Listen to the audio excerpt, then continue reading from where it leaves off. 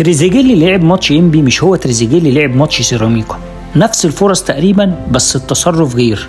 لو بصيت للفرصة دي في ماتش انبي زميله كان فاضي بس هو خد قرار فردي، اما بقى في ماتش سيراميكا نفس الفرصة بس القرار كان هنا مختلف وكان جماعي، علشان كده كان فيه خطورة.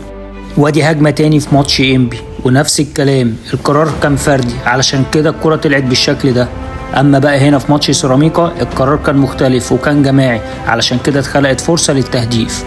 تريزيجيه طول ماتش سيراميكا كان اكتر لاعب حريص على اللعب الجماعي، علشان كده كان هو صاحب الهدف وصاحب اللقطة الافضل في المباراة. هي الكرة كده، هتدور على اللقطة عمرها ما هتجيلك، هتلعب مع زمايلك اللقطة هتجيلك لحد عندك.